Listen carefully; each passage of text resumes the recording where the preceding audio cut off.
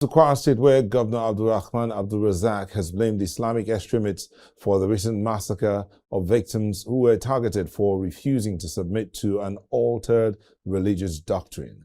According to him, the governor said the affected community chose to remain under its emirate and practice Islam in its traditional form, prompting the attack. He described the incident as a deliberate massacre, not a ransom-related crime. In response, President Bola Tinubu has ordered the deployment of an army battalion to the affected local government area.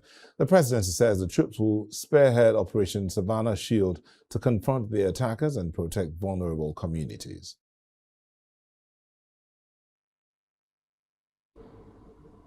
In the meantime, Kogi Central lawmaker Natasha Akpoti-Uduaghan has condemned the recent killings of 75 persons in Kwara and Benue State, describing the acts as senseless and calling for urgent action to end the killings.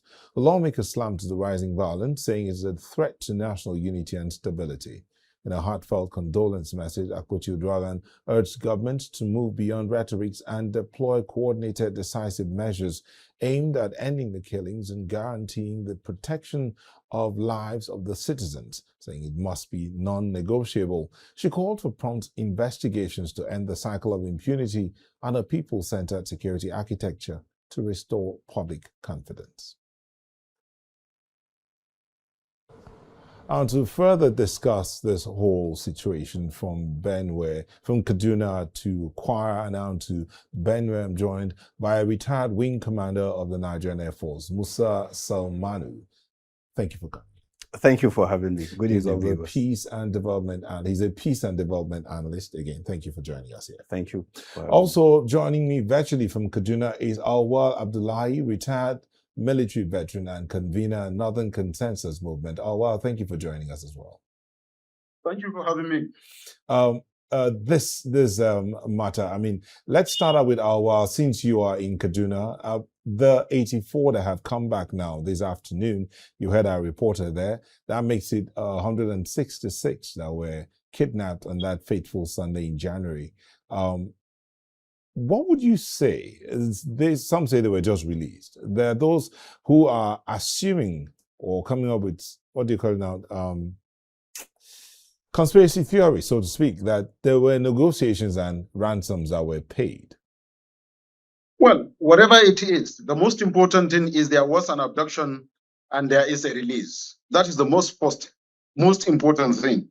There were abduction, there were release, and also there was no casualty as far as those that were adopted are concerned. This is the most important thing, is the most paramount thing for every government under these circumstances, not only Kaduna State government, but even at the center, the federal government would appreciate this very situation. Whatever happens, whether there was negotiation or there was no negotiation, it was out of intensive tactical movement and the rescue, whatever it is, the most important thing is, I repeat, there was an abduction and there is a release of all that have been abducted and returned safe, sound, and healthy, uninjured.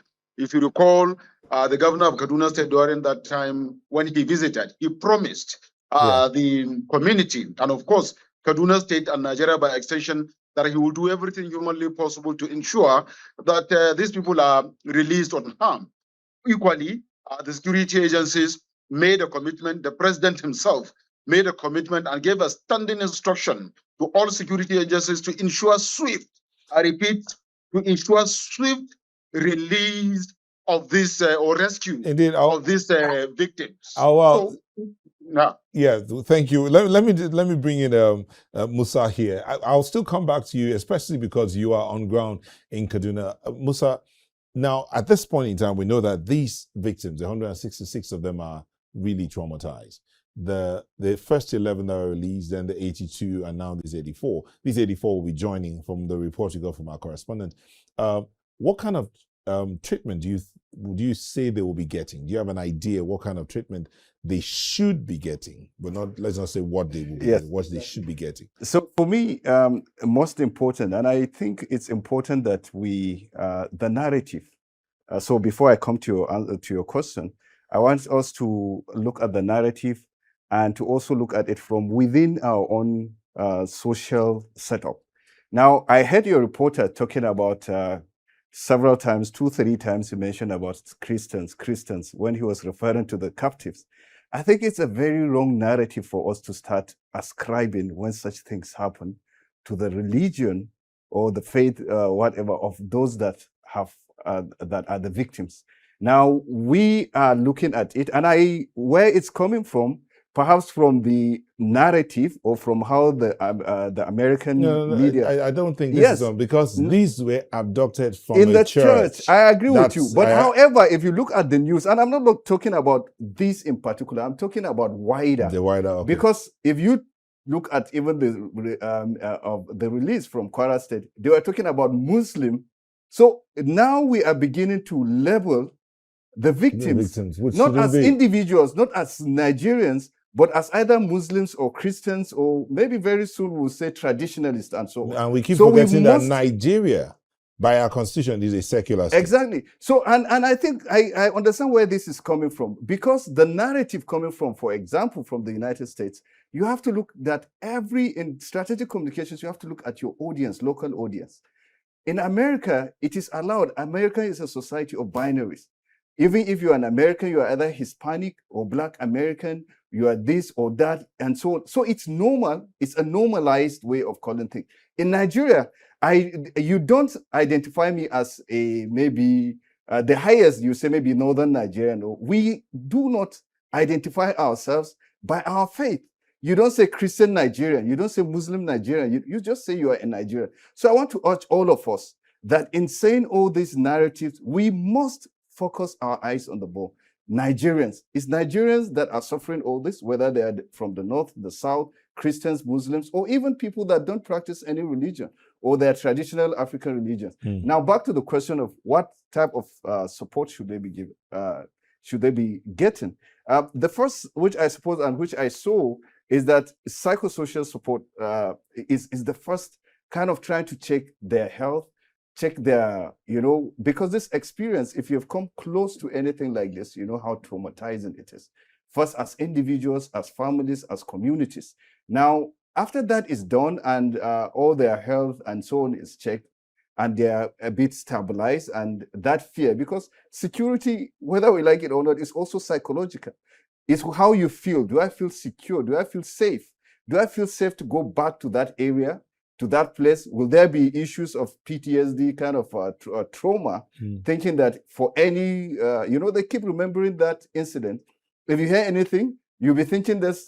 So there must be that. There must be assurance from the state and federal government. And there must be that feeling of, like we've seen, rehabilitation. Rehabilitation first as individuals, as communities, then as communities. Then if we do that, then we can now know that perhaps the state is playing its own role. Now, even the wider... we need to go on a quick break here. But you see, Auwal, I know you're also there, but I'm seeing... looking at the Kaduna state governor, that he was looking somewhat relieved.